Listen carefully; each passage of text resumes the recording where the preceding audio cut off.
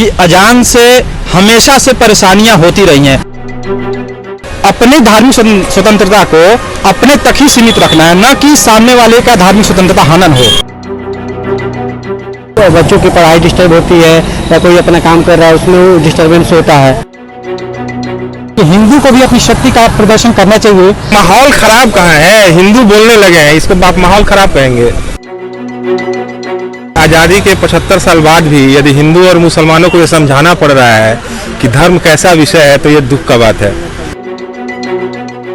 आजान और हनुमान चालीसा का विवाद उत्तर प्रदेश आ चुका है। बनारस में कुछ लोगों ने छतों पे हनुमान चालीसा का पाठ किया, उसके बाद से देश भर में इस तरह का माहौल बना, उस पर राजनीति होने लगी।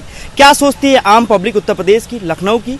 क्या चल रहा है? क्या आने वाले दिनों में माहौल ख़राब हो सकता है? उन नेताओं को क्या मैसेज है जो इस मामले में पूरी राजनीति कर रहे हैं? आजान और हनुमान चालीसा धर्म पर आम लोगों की आम राय सुनिए और देखिए लोग क्या कहते हैं। आजान और हनुमान चालीसा को लेकर विवाद चल रहा है, राजनीतिक बयान भी आ रहे हैं। क्या मानते हैं, आपको कैसे देखते हैं जो कंट्रोवर्सी चल रही है आजान और हनुमान चालीसा को लेकर? देखिए, सभी को धार्मिक स्वतंत्रता है अपने अपने धर्म को मानने की, लेकिन एक धर्म को मानने वाले अगर किसी दूसरे धर्म के मानने वाले लोगों पे अगर उस कारण से अगर अत्याचार हो रहा है, जैसे अजान होता है, अजान होने से सामने वाले को दिक्कत होती है। जैसे कोई रात भर काम करके आया और सुबह में उसको 4 बजे अजान या 5 बजे अजान सुनने को मिलता है, वो उड़ जाता है, क्या करे, अगल बगल वाला आदमी है। तो इसके कारण से ये होता है कि उसका जो राइट टू लाइफ है वो हनन हो रहा है।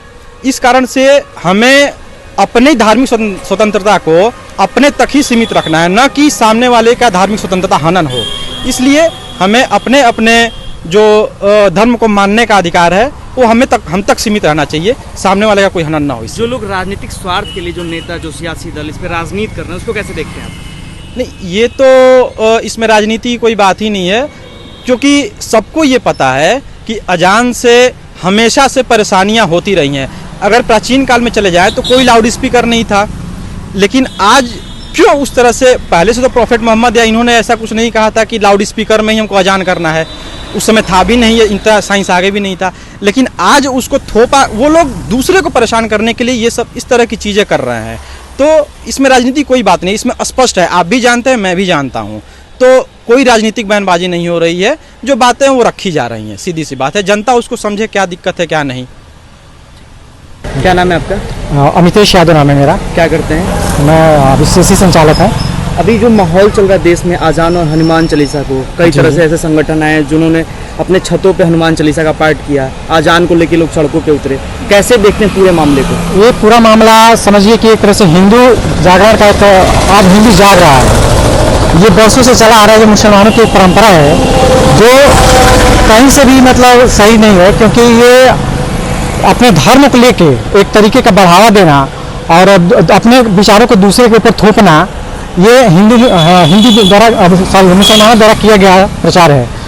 ये अजान जो सुबह के समय जो किया जाता है, इससे ये मुसलमानों का ये एक अपने धर्म को प्रचार करने का एक जरिया है, बाकी इसमें राजनीति का कोई रहस्य नहीं है। अच्छा, जो लोग हनुमान चालीसा सड़कों पे कर रहे हैं, जो पाठ कर रहे हैं, उसको आप कैसे देखते? देखिए, ये भी एक तरीके से मैं सही नहीं मानूंगा, क्योंकि देखिए धर्म किसी बंधन में या किसी समय के लिए निर्धारित नहीं किया गया है, और भक्ति के लिए भी कोई समय नहीं है, ना कि ये आप अपनी स्वेच्छा से कहीं भी कर सकते हैं, और ऐसे इस तरीके से करना चाहिए कि उससे किसी दूसरे को परेशानी ना हो।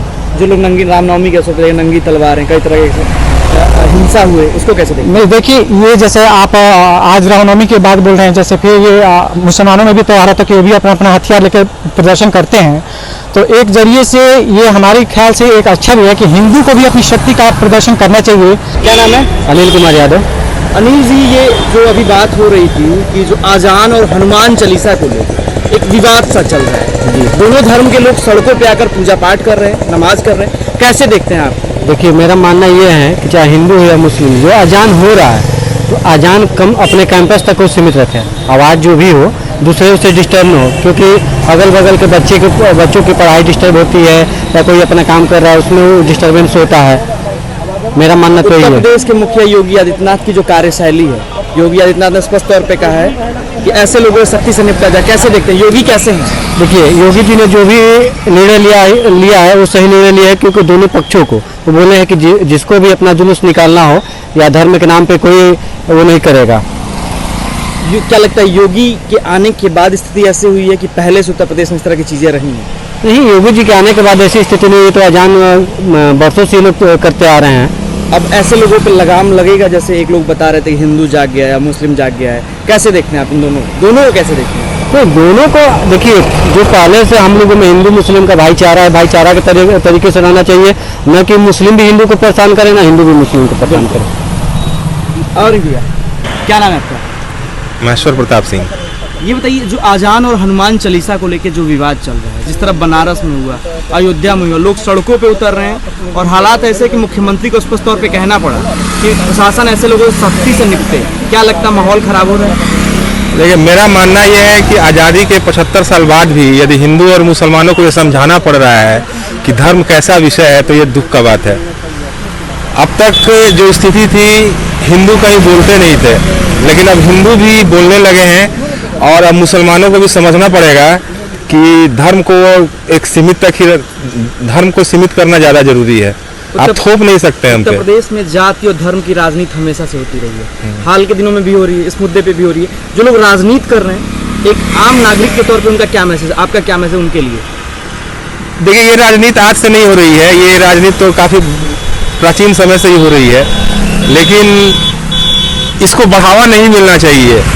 लेकिन ये दुख का बात है कि सारी राजनीतिक पार्टियां, इसमें कोई भी, हमाम में सब नंगे हैं, सारी की सारी राजनीतिक पार्टियां प्रत्यक्ष या परोक्ष रूप से जाति और धर्म की राजनीति करती हैं, इसमें कोई संदेह नहीं है।